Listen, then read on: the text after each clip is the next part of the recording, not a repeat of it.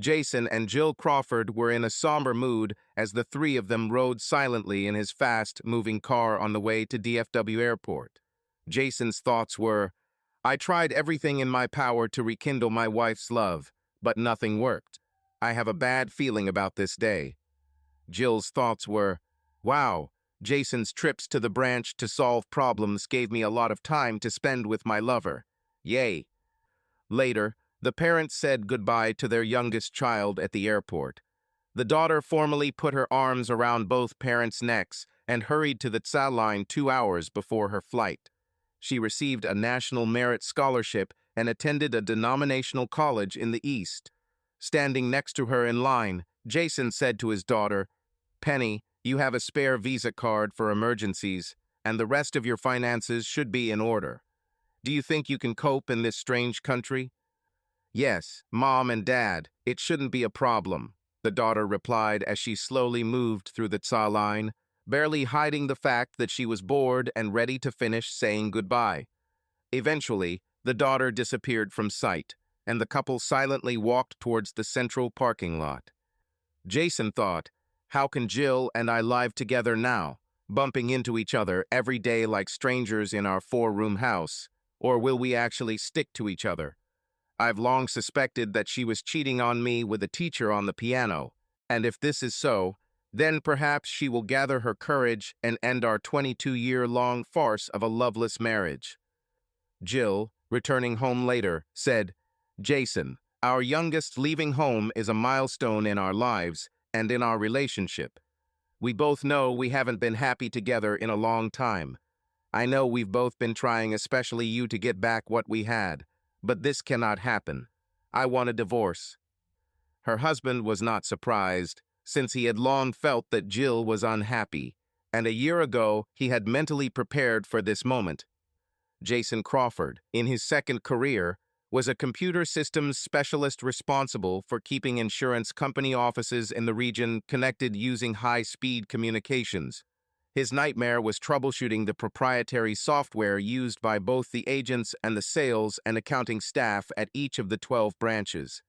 This complex software was developed in India by a company that is now defunct, and the crutch was his worst enemy, but it helped him stay employed. Each branch had at least one trained and experienced computer science graduate. Senior management was reluctant to transfer expensive software to another company, domestic or foreign. For budgetary reasons, the standard argument in board meetings was, "It's like throwing money away," so each branch continued to work, fixing problems themselves or calling Jason Crawford from the main office. Users complained about trying to get the computer to work every day instead of focusing on their tasks. That day in the car, Jason answered his wife, "I know you've been unhappy for 2 years or more, Jill, so now is as good a time as any to get a divorce.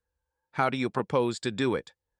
Jill was shocked and relieved how her husband took it. She thought, "This scoundrel doesn't care about anything. I wonder how he would react if I told him about Harrison, my lover. There's no point in telling him, because he'll only say, 'That's your problem, Jill. Not my damn that arrogant bastard, Jason.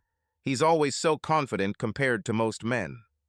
Then she said, "You wanted to downsize, so let's sell the house and divide everything in half.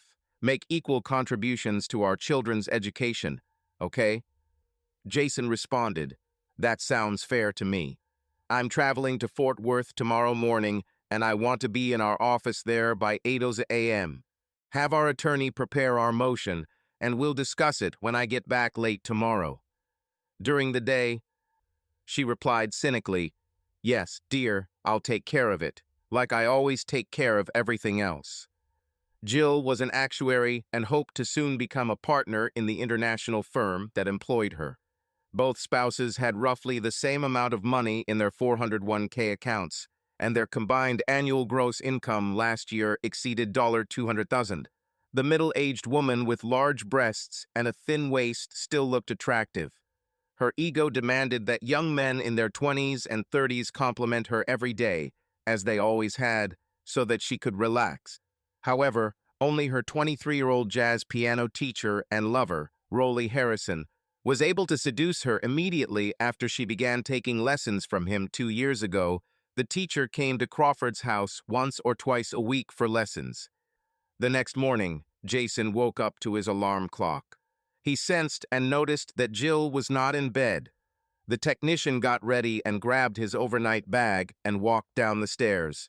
He heard his wife ask someone on the phone, "Can you come over after your last class today, since Jason has a long day in Fort Worth and will be working late?" There was a pause, and she continued, "Okay," until 4 o'clock. Jason stood at the counter, reviewing a white paper while he made himself a cup of coffee. Jill, who was surprised to find him downstairs so early, said, "I have piano lesson at 4 today." He replied nonchalantly, "Have fun, honey," as he closed the lid of the paper coffee cup and grabbed his bag. "Be careful if you're going to the office," he said cynically, touching his lips and blowing a kiss to his estranged wife as he walked to the garage door. For the first time, Jill felt a shiver run through her entire body. Her internal question was, "Are you ready for a solo life? Does your husband of 22 years care so little that he doesn't even wonder what caused our separation?" You are 44 years old, and with age, this is becoming more and more noticeable. And how long will a young nightclub pianist be interested in a woman like you who has no talent for playing the keyboard? And will you be able to compete with his students when he gives many private lessons? Jason Crawford, who was just moving out of his garage, had a doctorate as he had earned a PhD in modern languages and had taught French speech and literature at a local college for 10 years. However, in the insurance industry, his colleagues were oblivious to his education and experience living in France as a young man. But while working as a tenured professor, he noticed years ago that foreign language learning on university campuses was in decline. The drop in enrollment prompted him to first earn a master's degree and then a doctorate in computer science. Both Jill and Jason worked together to get an education and be good parents to their young children. But somewhere along the way, their relationship turned into a symbiotic marriage. While Jason was driving to Fort Worth that morning, he asked out loud to no one, "Were Jill and I ever in love? Or were we just providing mutual support for each other to succeed in making money? I guess there was passion at one time, but love died and I have no idea when it happened or how it happened."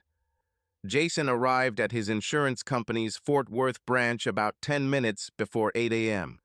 The door was still closed in the early morning, but at exactly 8 a.m. the branch manager, Marvin Banks, who had worked his way up in the company since sales, walked over with a smile and opened it.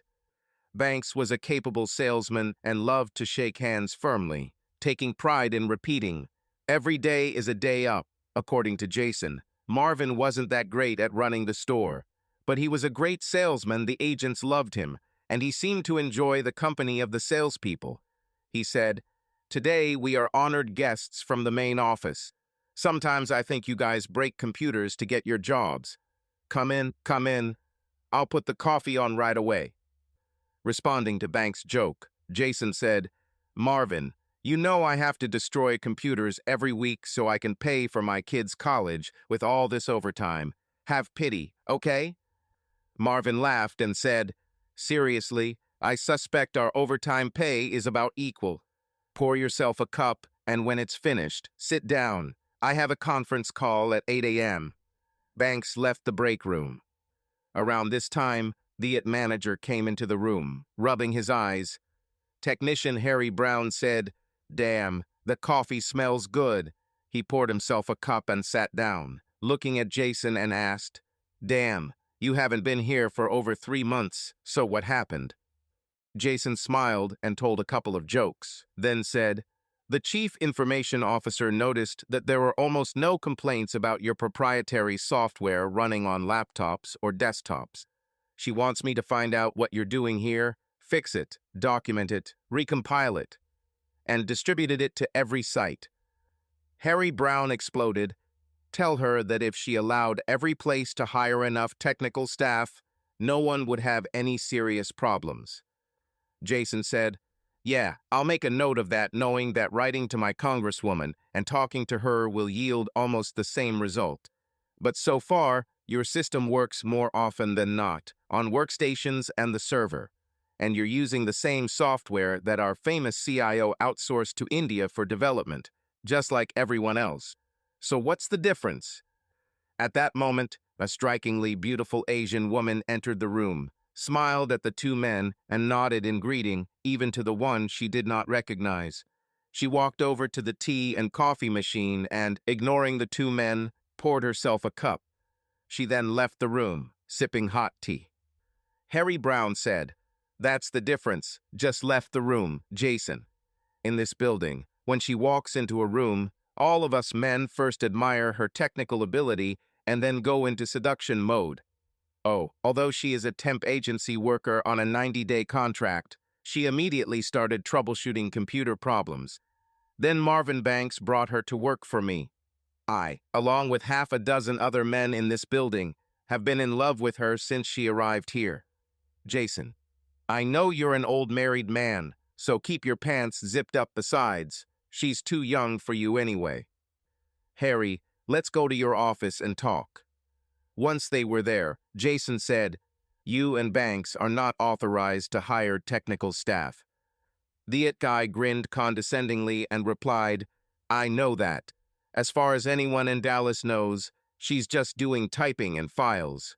Please don't tell her, okay?" A visiting it manager said, "Damn, Harry, using a paper scribbler as a technician makes no sense at all. If news of what you're doing gets back to your boss, you'll—" Harry stood up, angry, and said, "So be it. We have a problem, and I solved it. Hey," suddenly sitting down again, "I remembered something. You speak French from your previous life, right?" "Yeah, I lived in France and taught French language and literature for many years while I learned how to hack computers. I finished my education and got this real job. So what?" Harry smiled as if he had just solved the national debt problem and said, "Jason, her English is about the same as my French, almost zero. But you could understand her explanation of the problems in the code and her fixes, and you and Annie could document it and recompile it for use in all branches. Then you could persuade the management to pay her a large bonus. I tried to talk to her, but it turned out to be impossible, except using street language. But you and she could defend the defective program." Jason said, "I owe you one. Harry, would you mind introducing me to Miss Annie? Then could you work somewhere else for a while?" After nodding in agreement, the local IT specialist left. 3 minutes later, Harry and Annie entered through the open door of Brown's office. Jason stood up, and she walked like she was on the runway of a fashion show. During the introductions, Jason received his first shock. She walked up to his side of the table uninvited, straight to the head office guru, and extended her hand in greeting. The charming smile did not leave her face. She radiated warmth as she looked Jason straight in the eyes, showing him her dazzling white teeth, and said, "Thank you for talking to me, Mr. Crawford." Jason sat up, gripping the table, and motioned for her to sit across from him, while Harry politely excused himself and left the room. Jason smiled and began speaking in French. "It's nice to meet someone who sees a problem and solves it without waiting for instructions. This office is very lucky to have you hired by a temp agency. How long are you scheduled to work with us?" She replied, almost unaware that she was now speaking the language. "It's a 3-month, open-ended contract, and I've been here for about 2 months now." "How does Harry keep you busy day to day, now that our crypto installations of software for our users at this place are running most of the time?" She laughed and said, "Help support calls mean user training, and in between those rare calls, I'm teaching myself how to code on more than one platform, I think. Multilingual ability is the future. I'm also working on my English because I'm looking for a contract position as a software developer in one of the 4 languages I speak. Now I would be embarrassed to interview because of my English." He asked, "You've obviously looked at the source code provided to us by the departed developer. So what are a few of the main issues?" After a 2-hour technical discussion, Annie used the French version of the idiom. In short, the rapid access development tool was the wrong approach, and they created a crutch. Your company didn't get what it paid for, Mr. Crawford. I corrected the code in 3 places, so at least he works most of the time in the Fort Worth office. Jason asked, Wow, the CIO, we call her Chihuahua, had a bad day when she signed the initial contract with the Indian firm. And maybe I'll have a bad day when I explain to her what a failure she caused indirectly, of course. Annie smiled at the older man and said, I don't envy you. Jason said, Can you go to lunch early and let me treat you? Annie switched to English and said, Thank you very much, sir. If you can help me practice my English. Did I say that correctly? They both laughed loudly, and Jason, also switching to English, said, I think that phrase is from spoken English for foreigners, and you reproduced it perfectly. At this point, they started discussing current events in English for her practice. About an hour later, it was lunchtime, and he asked, Ready for food and drinks? Sitting across from Annie at lunch, Jason said in French, You are an extraordinary person, Annie, so how did you end up here with me? She immediately felt delighted by the man's interest and replied, I received a scholarship to the University of Strasbourg while a high school student in Hanoi. Both my parents were government bureaucrats in Vietnam, and my father was also a career employee of the U.S. government. They provided travel and other expenses. For my education in France, my ultimate goal was to go to the USA or Canada. So, in France, I met an American student from a denominational college in Dallas who came to France for a summer French immersion program.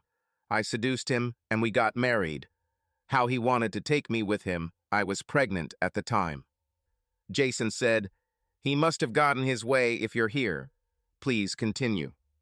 She continued, Yeah, but I think his conscience started to gnaw at him because here he was waking up every morning next to a sexy woman he couldn't talk to except for the French colloquialisms he learned in his immersion program. He even began to believe that I got pregnant on purpose to catch him, although this was not the case. After we settled in Arlington, I started going on walks, and 2 years later I met one of the men there. My ex found out about it and filed for divorce, but he pays generous alimony and temporary maintenance since I was unemployed and had not yet become a citizen at that time. I was essentially unemployable because of my English, so with my ex's checks and being modest, with my mom's death benefit from the U.S. government, and working through an agency, I'm coping. Oh, let me explain. My father died mysteriously, and my mother moved here because she won the visa lottery. Jason said, Let me guess. Your father was killed by his government because they found out he was working for our government, and our government took your mother out of Vietnam. Annie winced, an almost worried look on her face. Then she smiled widely and completely relaxed for the first time. There was a pause for 2 minutes, and the waitress returned to check on how their lunch was going. She looked at Jason warmly and said, quoting a phrase from conversation English class, See no evil, hear no evil, do no evil.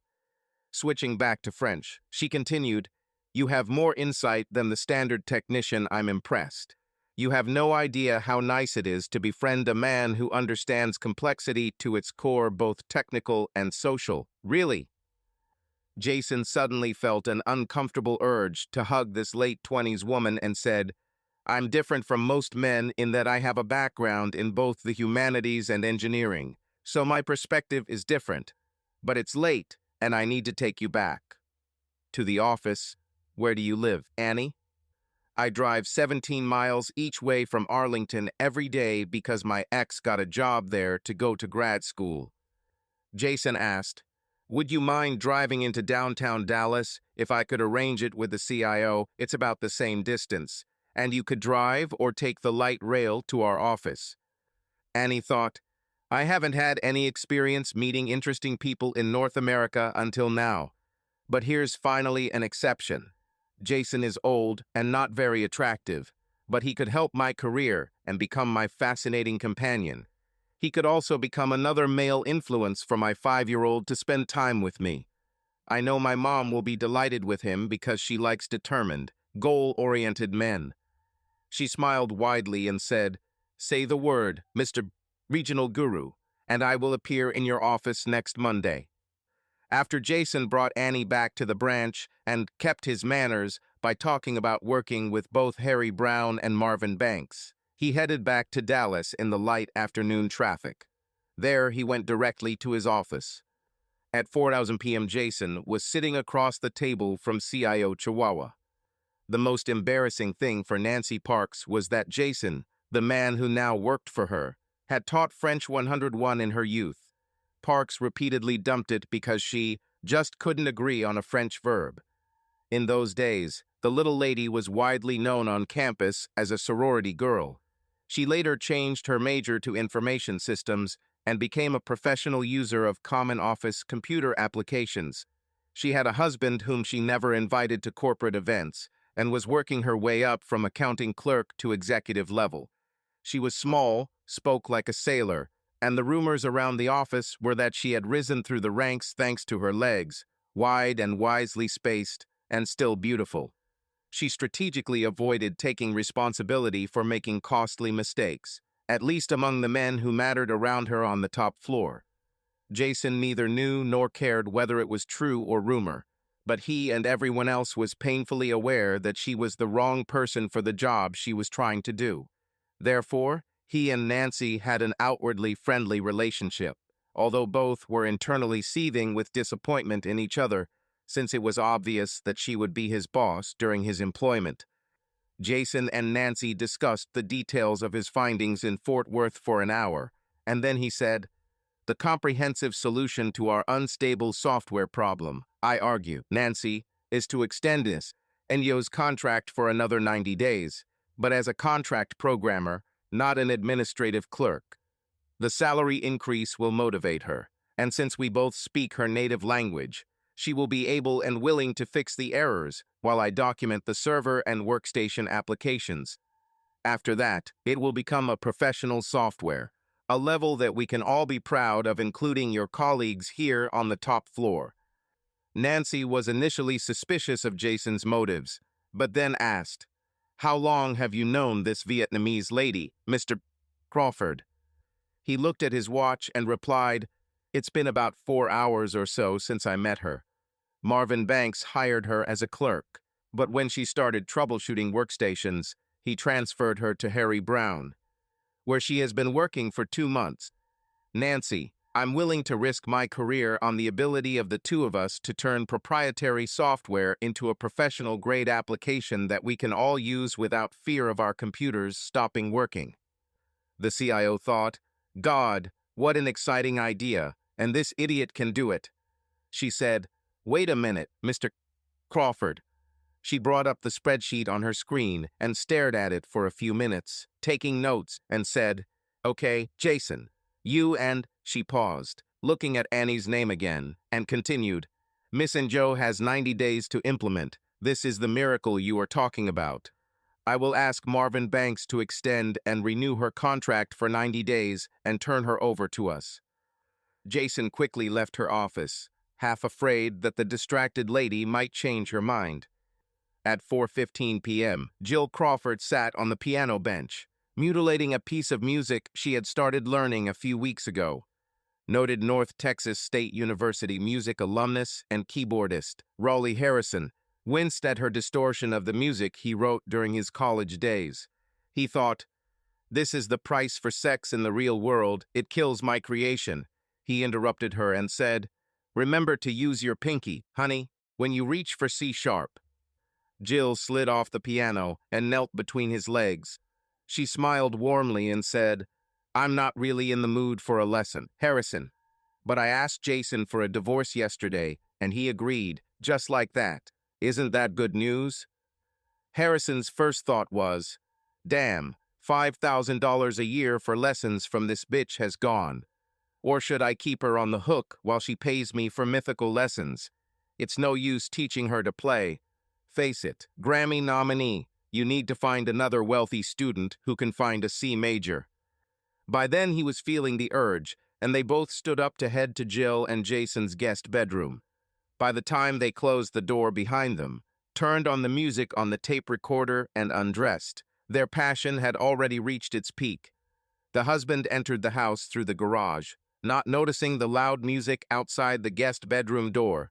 He knocked on the door and shouted, "Can you turn down the damn music?" He then continued on to his home office and opened the branch's software failure report for that day. As the information appeared on the screen, he said out loud to no one, "Oh, damn, the CEO will be mad when he reads this, but the Chihuahua will calm his nerves. She will convince him that a solution is on the way." Jason barely noticed that the music had stopped. He looked out the window, rubbing his face, thinking while he wrote a company email, and saw the piano teacher hurrying across the lawn to his car, shirt unbuttoned, shoes in one hand, music portfolio in the other. The young man got to his sedan parked on the street and sped off. Jason continued to put together an overview of Annie's plan and his upcoming project. Suddenly, Jill burst into the office with curly hair and a dressing gown. She said, "Jason, our lawyer, drew up a standard divorce form and asked you and I to sit down and draw in pencil a description of each asset and debt, as well as a note about how each would be divided, as completely as possible in your descriptions." Jason finally looked at her and said, "I can put aside what I'm doing now and let's work on it if you want." She said, "Great idea. My piano teacher's trio is playing at the International tonight, and I'd like to come support him after we finish." 2 hours later, they settled their conflicts on paper. They practically split their assets and accounts almost equally when Jason said, "You'll soon be a partner and make a lot of money. So, how about you split the net profit from the FMV of our home 75 to 25 in my favor, and let me buy out your share, and I will no longer have any claim on the Runaway Bay Resort property." Jill's first reaction was to ask, "Is this sly guy fast? But wait, my lover and I could sneak away there for many weekends." She said, "Okay," and made changes in pencil to the draft attorney's note. She looked at her husband and said, "Thank you for being a gentleman, dear husband, and understanding these things. I'm going to write both kids' cards explaining what we're doing. Will you sign it with me?" Her husband replied, "Of course, if you don't blame yourself or me. Both are smart children and will understand that we were never an integral part, but only a mixture. But we had some good times too, right?" Jill smiled widely and extended her hand. "That's right." The following Monday, Annie followed the GPS instructions Jason gave her and made it to a garage in downtown Dallas. She pulled out a ticket and the barrier rose. Then she found a parking spot. The moment she stepped onto the air-conditioned walkway to the building that housed the insurance company's offices, she encountered Jason Crawford waiting for her. They both smiled, convinced that something exciting would happen today. What came as a shock to Jason was that he had to fight the urge to hug the stunningly beautiful woman. She knew how to wear clothes that were rarely or never seen here. Then he remembered that she probably bought them in France or had them made by her mother. Moreover, because she very rarely used makeup, her skin glowed almost like a child's skin. Jason handed her a magnetic card for future parking along with $15 for today's ticket. He said, speaking in French, "This card will be valid from tomorrow, so pay the cashier tonight when you leave. Come on, I'll show you our workroom and introduce a few people. We'll start with the HR department to get a magnetic door key, company office." After Annie got settled, Jason walked up to her booth and asked, "Ready to meet some people?" She smiled and replied, "Yes, it's incredible to be here. Thank you for the opportunity." He smiled and said, "This is actually our chance to demonstrate a miracle. The next 3 months will help both your career and mine." He watched her smile warmly. They climbed 4 floors of stairs and arrived at the office of the vice president of sales. Jason asked his secretary, "Is he there, and does he have a minute for me?" The first thing Jason said when he walked in was, "Mr. Graves, you wanted to know why the Fort Worth branch has almost no problems with proprietary software. Meet the reason, Annie, and go." The white-haired man looked up from the report he was reading and stared at his 2 visitors, and then his face broke into a smile. Graves stood up, walked around the table, and shook hands with both guests, saying, "If my salespeople could focus on selling instead of trying to get their computers to work, I could retire 2 years earlier. We're counting on you, Miss Annie."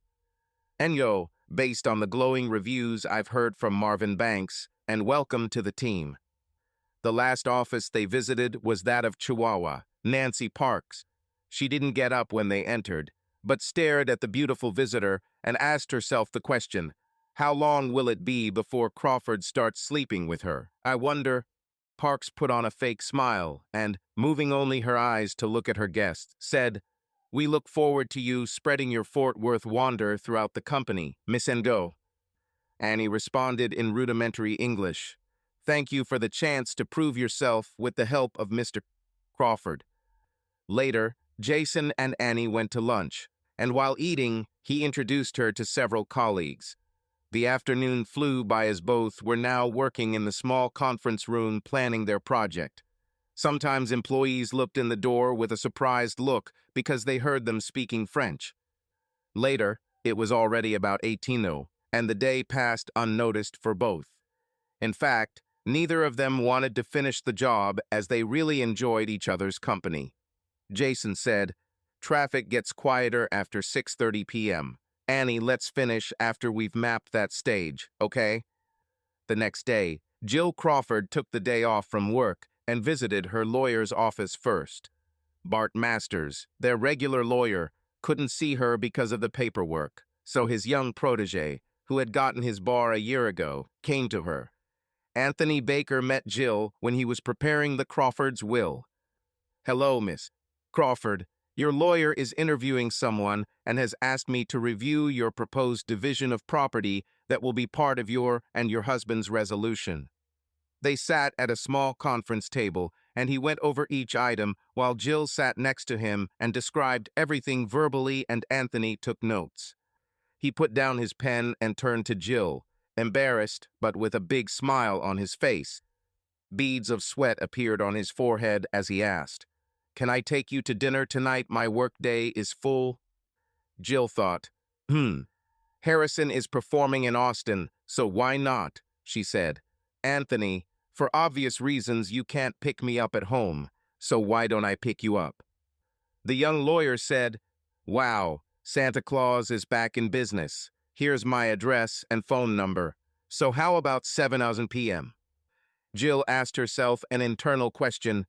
I like seducing these strong guys. Am I a slut? I don't think so, but I like the feeling. At 6:45 p.m., Jill pulled up to a luxury high-rise apartment complex. She said into the emptiness of her car, "This building is right in the middle of the North Dallas club scene and will be convenient for Harrison from NSU for many of his students and performances. I'll rent an apartment here after Jason and I vacate the house." After Anthony and Jill had a delicious seafood dinner and returned to his downstairs apartment, they were sitting on his couch when Jill suddenly took off her blouse and unclasped her bra. She said, "Anthony, you could barely concentrate on eating, but you kept your attention on my chest throughout dinner. Merry Christmas. Enjoy." After 10 minutes of kissing all over her upper body, she said, "Bring us a glass of wine and give me 5 minutes to freshen up in your bathroom." When she returned home, Jill noticed a light under Jason's office door and stopped in front of it. For some unknown reason, sweat appeared all over her body, but she knocked and entered immediately. She said, "Hello, Jason." He looked up, but continued to follow what he was reading on the screen. He said nothing, but raised his shoulders in a questioning gesture. She said, "The final document will be ready for our signatures tomorrow afternoon. Anthony said that if we come and sign it any time after 4, it can be submitted the next day. Of course, we both need to reread it to make sure that there are no mistakes." Jason said, "I'll do it tomorrow night. Thanks, Jill, and good night." Jill wanted to start a conversation, but it was obvious he didn't want to talk. She asked, "Have you heard from the children today?" "No, Jill. I'm sure, like me, they're both very busy." She closed the door reluctantly, as being alone and away from others had always been her secret curse, which she tried not to tell anyone about. A month later, Jason and Annie and Go were having dinner when he said, "I'm moving out of our house, found an apartment, now that my ex-wife and I have closed the sale of our house. My things are in storage, so now I'm a free man after 22 years of marriage. Do you want to be my girlfriend, Annie?" Both usually spoke English now for her practice, and she looked for English words that said, "Let's move into your apartment and make passionate love." But she couldn't find them and said it in French. Jason replied, "Why are we wasting time eating?" They both laughed loudly. She said, "Hey, before you can enter my web, you must be fully prepared. So, eat your vegetables." After they arrived at his new apartment, she looked it over and said, "Wow, you'll be living in luxury, Jason. I love your apartment and its location close to our office. I've walked to the Strasbourg campus on nice days and loved it, even though you lived in a small room. Here you could go to work and still live in this huge apartment." Jason said, "Well, I have a hidden reason for paying big money for all this space." She said, "Would you like to pour us a drink while I freshen up?" She grabbed her overnight bag and disappeared into the master bedroom. There was silence in the master bedroom, and Jason carefully rolled onto his side. They turned to each other, smiling widely. Annie said, "That was incredibly good, Jason, and I needed it. Thank you." The man smiled and said jokingly, "Thank you. We tried to please." They both laughed explosively at his old-fashioned joke. Annie's face became serious, and she said, "But the reality is that you and I reacted to the attraction we felt out of mutual admiration. Having said that, I need a father figure for my 5-year-old child, in addition to being consumed by love men and I in relation to him. You also need to burn with mutual love and confusing admiration for abilities with true love is often the norm. I am sure that you will find love, and I have hope that I will find mine too." Jason said to himself with a shocked expression, "Damn it, this woman is not yet 30, and she understands something as complex as stupidity in the pursuit of thrill." He asked, "What makes you think that I will find?" She put a finger to his lips and silenced him by saying, "That's a topic for another time. Can we change the subject?" He smiled in surrender and said, "Okay, lead the way, leader." She hesitated for a moment, as if she wasn't sure whether to pursue the topic, but finally said, "It's time to tell you my ulterior motives for seducing you, Jason." Crawford looked puzzled and said, "Is there something you want to tell me?" She replied, "I want you to invite me to stay 1 or 2 nights a week, because I hate the 50-minute round trip from Arlington and Mom loves taking care of Marcus every day." This revelation was a bit of a shock, although they became close friends. He was amazed that the woman wasn't telling or implying a lie, but disappointed that the reason for her request wasn't because he was an attractive man. Jason said, "Of course your words make sense. I now realize that I was crazy about you because of your exceptional abilities, and after some reflection I would remember that my marriage 22 years ago was due to mutual admiration of abilities with my university sweetheart. Admiration is not love, and here I am, after years of loveless marriage, ready to jump into a relationship like this again. Thank you for helping me understand this." There was silence for a moment as both smiled at each other. Annie said, "Let's change the subject. Why do you live in such a big apartment?" Jason relaxed and replied, "At the opening of this house, there was a special offer. A 3-bedroom apartment for the price of a 2-bedroom for the first year, so I took it because of the location. But in my wildest dream, watching the gears turn in your brain every day, I imagined that you, your mother and your child would someday move here to me. Your rent would be the same as now, and you could use the second parking space." For some reason that she did not yet fully understand, Annie realized that Crawford had become her ideal man. She even felt a new surge of passion for this man. Annie said, "How about the 3 of us having a Vietnamese dinner in our little apartment in Arlington sometime?" Jason raised his tired head and smiled. He said, "Just tell me when, where, and what should I bring?" 2 weeks later, Jason was driving to Arlington. He recalled, "Damn, I love those nights Annie spends with me. How could I ever give her up? Every young man in the shopping area has eyes for her, and I can't blame them. It's only a matter of time until a man comes along who loves her and vice versa." Arriving at Annie's house, he parked in the guest spot. The complex was one of those middle-class, blue-collar, high-rise buildings with 8 apartments and a steel mesh staircase leading up to the second floor. The Ingos lived on the second floor. The door was opened by Annie as soon as he knocked on the door knocker. She said, "Please come in, Jason. Mom and I have been cooking all day, and we hope you enjoy it." She then switched to English and whispered, "Mom doesn't know that we enjoy each other's bodies. Come on, I'll introduce you to Marcus and my mom." Rolly Harrison hauled his 88-key Yamaha P105 electronic keyboard on the elevator into Jill Crawford's second bedroom. He sat down and plugged the MIDI USB cable into his computer system and smiled appreciatively after checking out the piano-like sound coming from his clipped speakers. Rolly noticed how his student with no talent and squeeze were looking at him with a huge smile. He asked, "Would you like to help me unload the remaining sheet music, clothes, and toiletries from my car? After we're done moving in with me, I'll need to take a shower, and maybe we can do that together after all this work." Jill said, "Okay, let's hurry up and unload your damn car.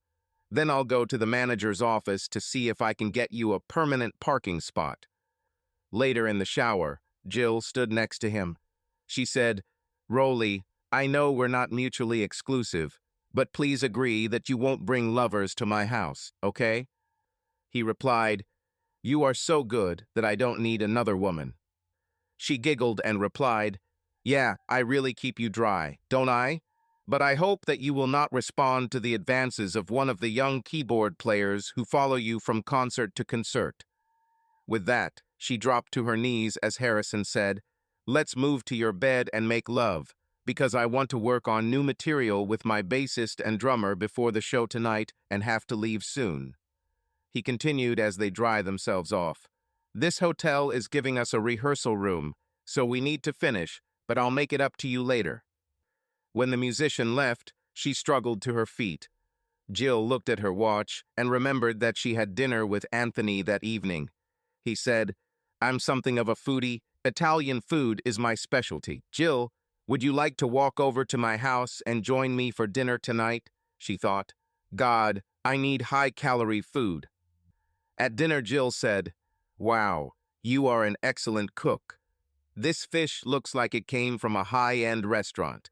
My fervent hope is to have dinner with you more often."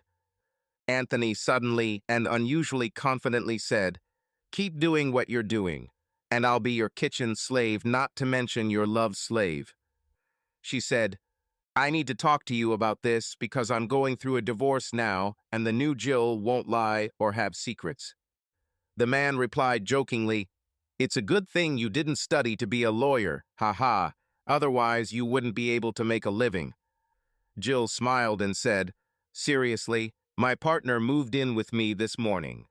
He is a pianist and works in the evenings and was my lover for about 2 years. My ex-husband would have guessed this if he had thought about it. Sometimes my roommate goes to Houston or Austin to play concerts. When he's home and I'm here, he lights up my soul, but I don't mind playing with you in his absence. You already told me that I am the only one for you, but I am telling you now that you are not the only one for me. If you don't want this kind of relationship, now is the time to speak up." Anthony looked hurt and shocked and said, "But Jill, I thought—" She interrupted him and said, "I crave the feeling of you kissing my body and hoped that we would not stop enjoying each other from time to time. But again, if you want an exclusive relationship and want to say goodbye to me, I completely understand that." He raised his shoulders and took a deep breath. "I crave your touch, and I need to think about it. One part of me says, 'God, what a wonderful woman who doesn't lie,' and the other part says, 'I need real, eternal love.'" trying to reach her with all the words he had learned in law school. He said, "Jill, I got the impression from our conversations leading up to your divorce that you were looking for real romance after leaving a loveless marriage." Suddenly, Jill's eyes became misty and red as she stood up. She thought, "Damn, every lawyer I know is pretty smart, and this one is no exception." She said, "I think I better go. Anthony, thanks for a great dinner. If you change your mind about us, I'm just a few steps away."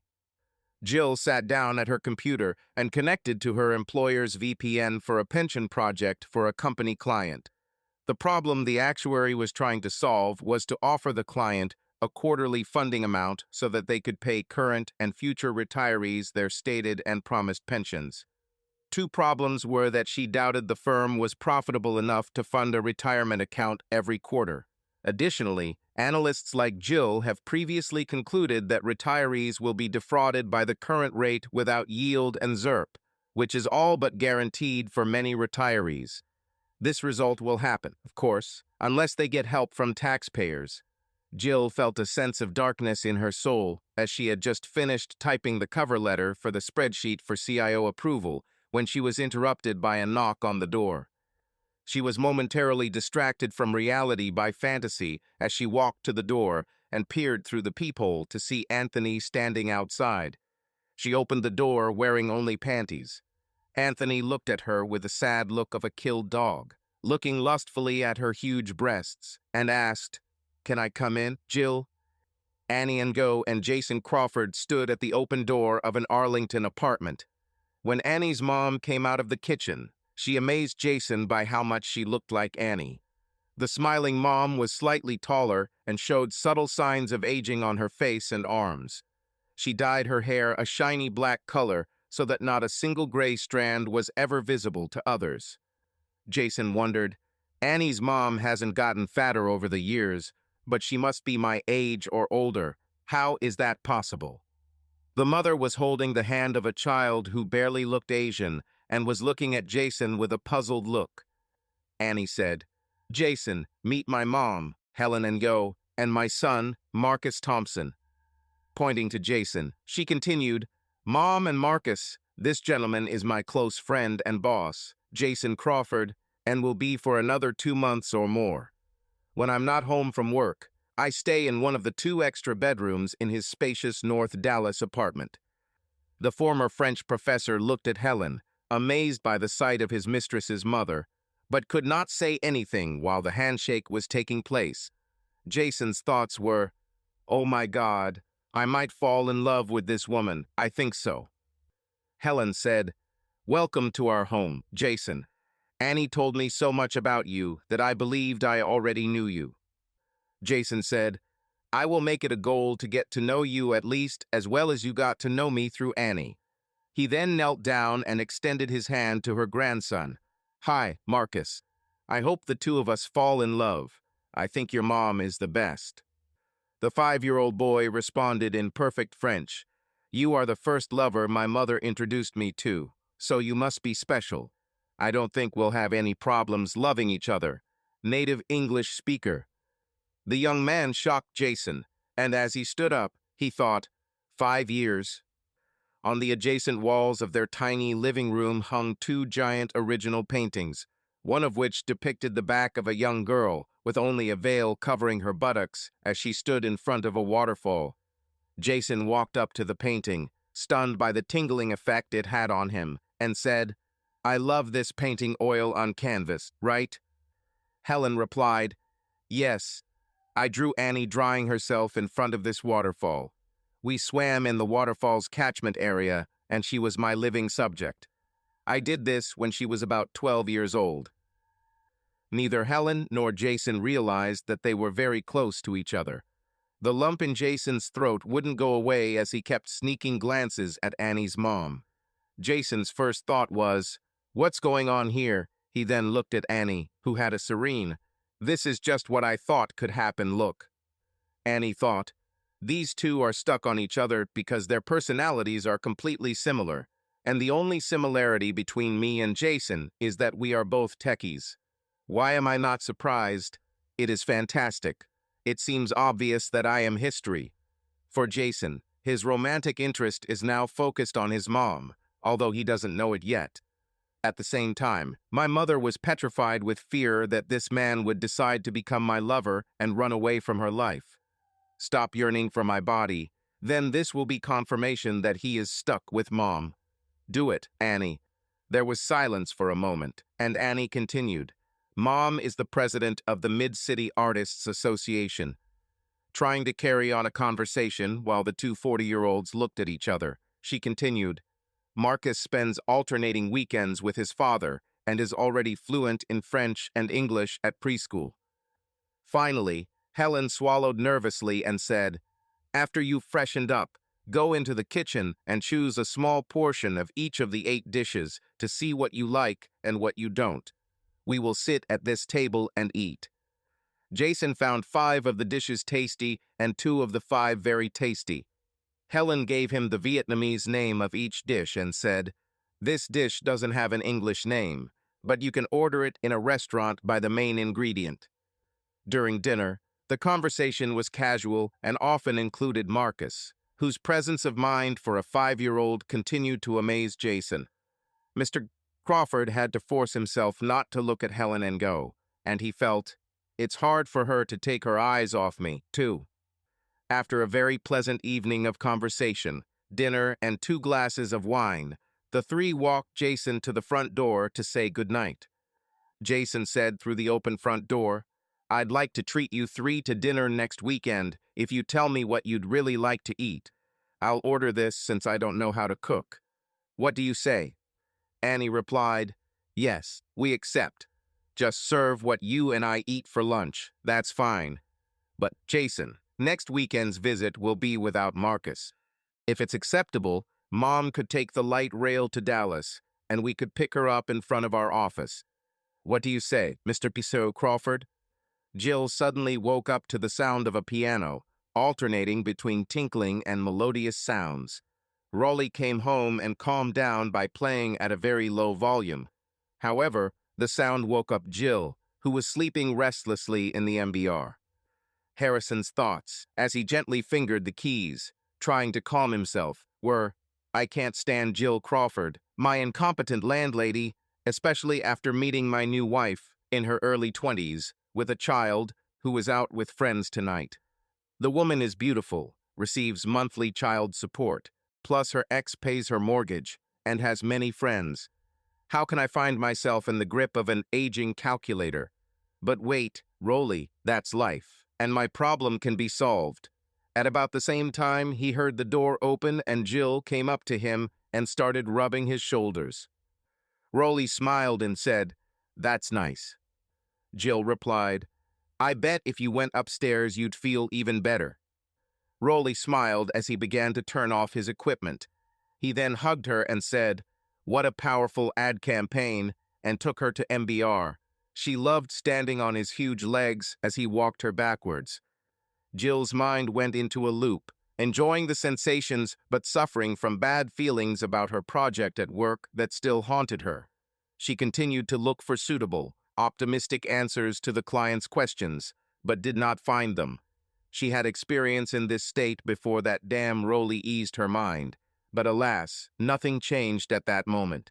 The world in general, and especially the small world that she had created for herself, suddenly became disgusting to her.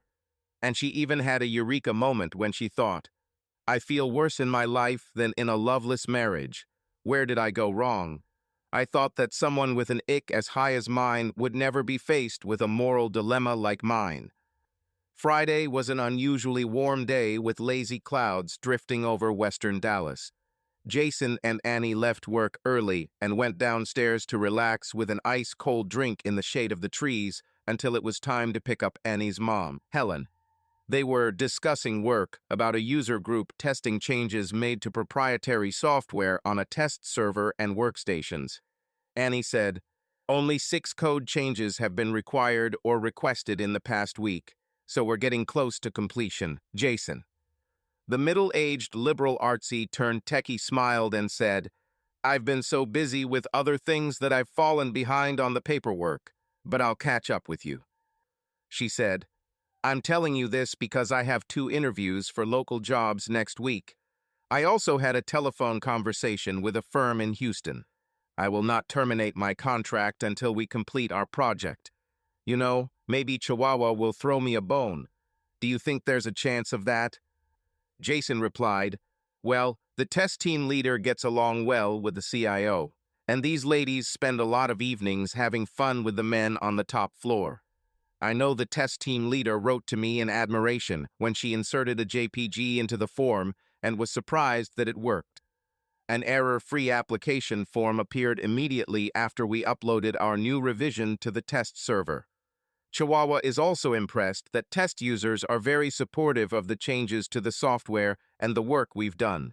So, Annie, with her influence, maybe Miss Parks will throw you a bone. She smiled back. I couldn't do this without you, Jason. Not only the software part, but I also feel almost confident in interviews now. You trained me day and night, and my English level has improved significantly. Pick any verb, Jason, and listen to how I conjugate it. The man tested her on too, which she completed with ease, and both smiled widely. How can I thank you, Mr. Crawford? Jason smiled and said, you thank me every time you set my soul on fire, and because you introduced me. Jason didn't finish his sentence when he saw Annie put her fingers to her lips in a SHH gesture. Annie responded, you and I both came out of loveless marriages, and we're both smart enough not to do that again. So, we enjoyed the moments of hugging each other during this time. Jason thought, because she used the past tense, Annie will no longer sleep in my bed. Oh no, will I miss her or not? This woman used 2 Native Americans to get here before she met me, and then used me to prepare for the job market, and I have to admit, she gave me back my youth in return a great deal for me. He involuntarily raised his margarita glass in tribute to her, smiling quietly into her eyes, and continued his thoughts. I hope she finds someone on her level to love and be loved. Her mom and her dad before must have been unique people who taught her the work ethic and survival skills from which her mountainous self-confidence, not to mention her abilities, stems, and they passed on a good set of genes to her. She became who she is by achieving her goal, even growing up in a collectivist environment. He looked at his watch and said, Annie, thank you for being in my life these weeks, but it's time for us to pick up the car and meet your mother at the station. Later, her mother approached them on the platform with a big smile. Jason then noticed that Helen was wearing a dress identical to the one Annie was wearing today. Autumn colors, worn by women on a cool day, perfectly emphasized their figures. A smiling Jason concluded, Annie's mom designed and sewed these 2 dresses herself. Clearly, this middle-aged woman's artistic ability is her forte. As the older lady came closer, Jason's throat formed again, and he clenched his pants tightly to keep from grabbing Helen and kissing her hello. He noticed that she was holding a small bag and purse with her knuckles white with exertion. As she approached, Jason kissed her lightly on the cheek and said, Welcome, Helen. With noticeable difficulty speaking, she replied in perfect British English, Thank you, Jason, and thank you for the invitation. Marcus threw a tantrum because he wanted to go with me and not get into the car with his father, but I promised him that next time he would be invited. Did I speak inappropriately? Jason relaxed and said, Not at all. Of course, Marcus or both of you can visit me at any time. But as a man, I believe that divorced parents love their children left with their ex, and the child should be well aware of this. She replied, I agree, and this was exactly my argument to convince him to go with Dad without hysterics. Regarding the invitation, Annie told me that you don't mince words, so I'm guessing you actually invited me. He held her free hand, looking straight into her eyes, and said, Yes, I never waste words. Changing the subject, he continued, Okay, ladies, who's in favor of going home and enjoying a glass of wine before dinner from the catering service arrives? Since you didn't order, we'll have the BBQ meats, sauce, and vegetables separately in case anyone doesn't like the sauce. Once the trio arrived at Jason's apartment, they playfully drank wine, ate dinner, and chatted. Annie said, I'll say goodnight and go to my workroom. I need to make changes to my resume and search Monster again for the perfect job. Jason said, Good night, Annie. I hope you and your mom will be comfortable in the full-size bed there. She kissed him on the cheek and said, I have no doubt that we will all have happy dreams. Left alone, Jason asked Helen, Will you tell me about your late husband? She said, Yes. We tried to conceive a child for over a year and finally succeeded. Tan loved our child so much that he spent every free moment with her. My husband and I spoke French fluently and taught her from an early age. Basically, he was an example to her, and she adored him growing up.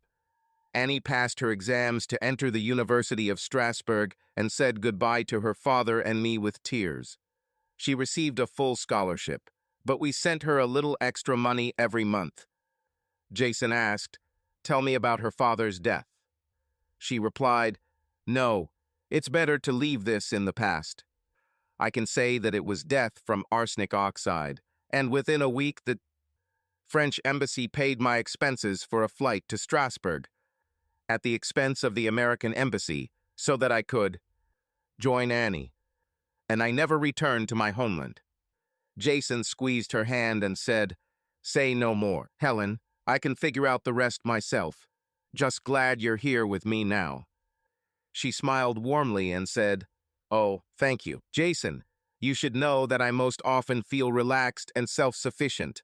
Especially in your presence, I receive my late husband's modest pension for an early death in service from your government and get lost in art, and sometimes someone buys my work, so I'm making ends meet.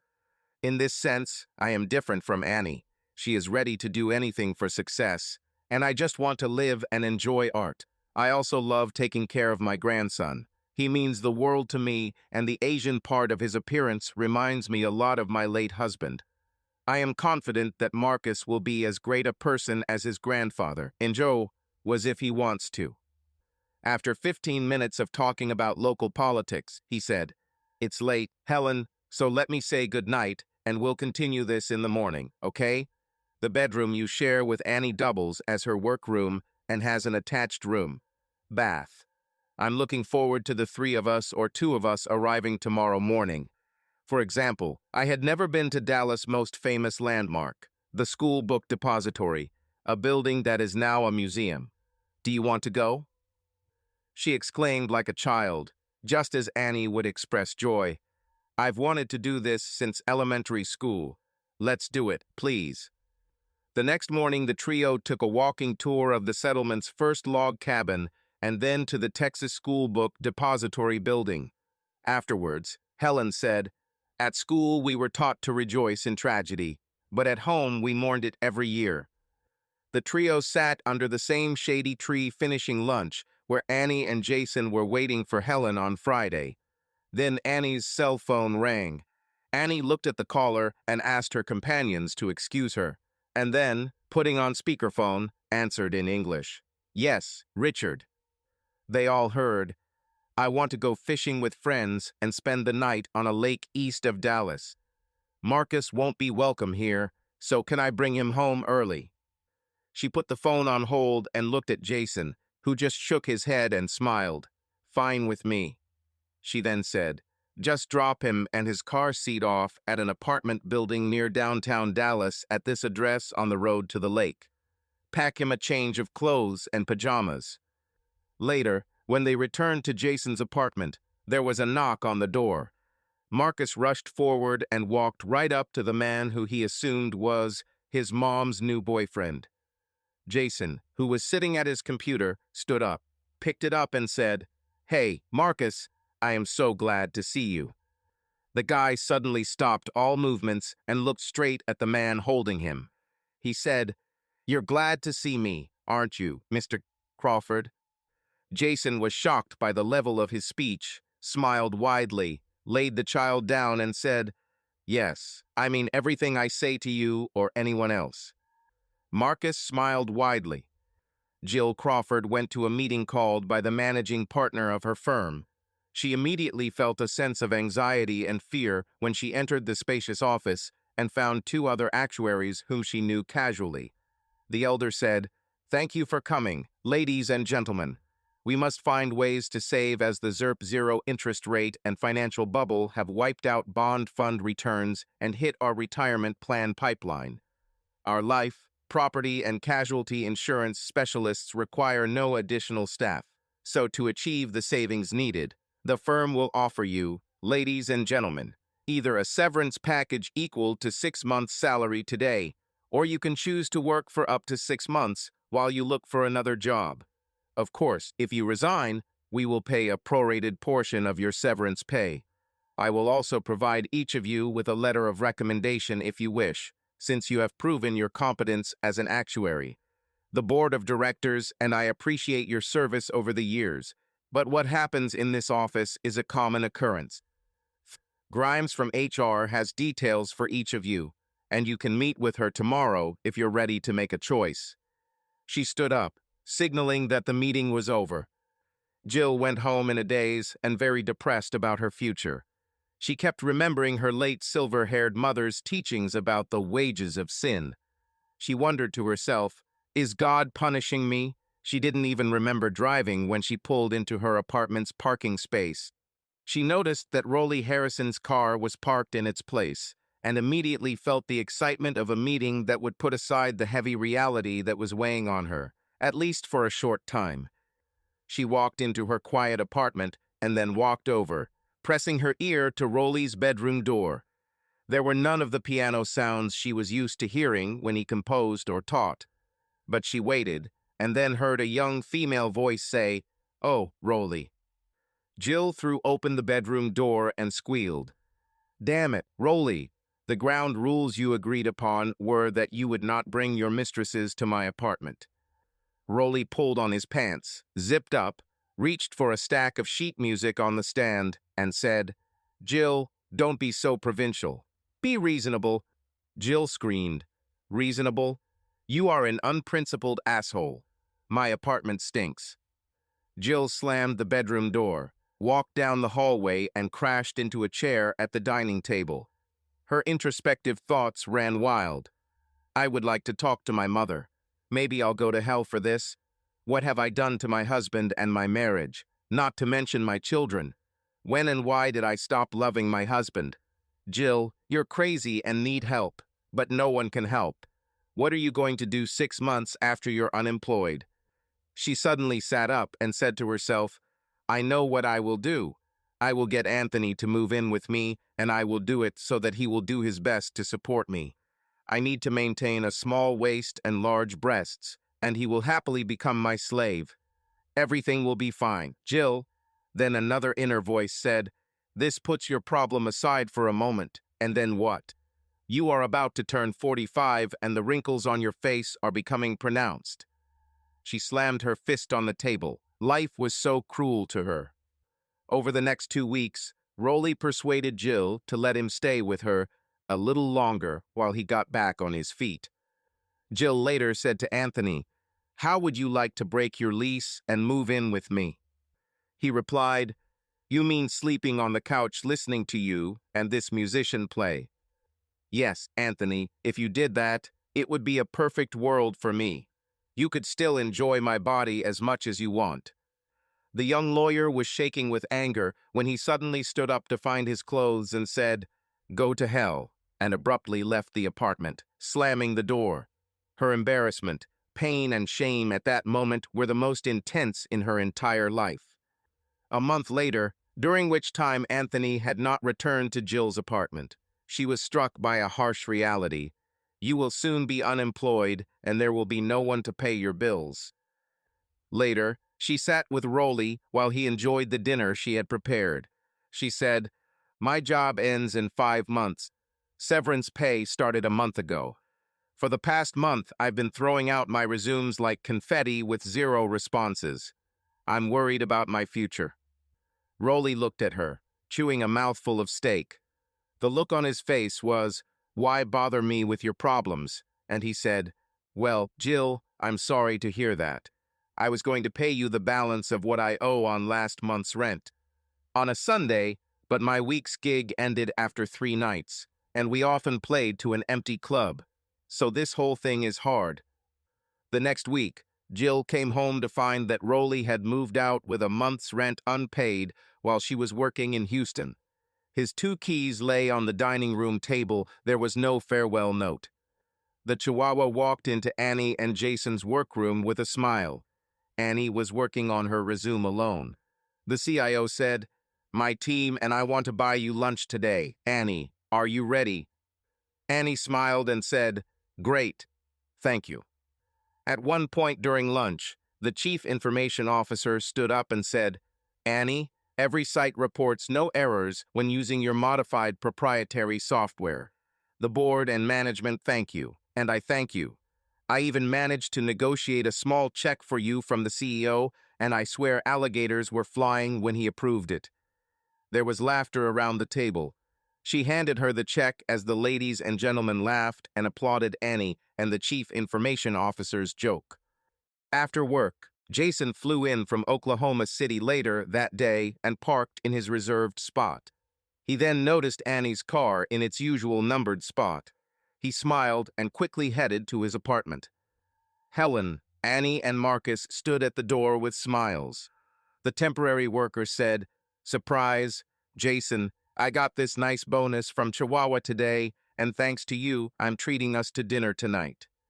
Later, the wine flowed freely and laughter echoed among the adults, while the youngster focused on playing on his iPad. Jason noticed that Helen had drunk a little too much. Annie, who had also had too much to drink, said, "Jason, I have a secret. Mom wants to spend the night with you in your bed. You do not mind? Hee hee." Jason, being completely sober, replied, "I don't mind, but I'd rather your mom tell me that, wouldn't you?" Annie said, "Of course you're right. Forgive me." Changing the subject, "I've been offered a job, but I don't like the starting salary in this industry, so I'll wait before responding. I should probably get 1 or 2 more offers. My last paycheck from the insurance company will be next Friday, a week from today." That night, Annie and her mom went to sleep in Annie's workroom. Jason lay there for an hour, staring at the blades of the Casablanca fan as they slowly rotated above him.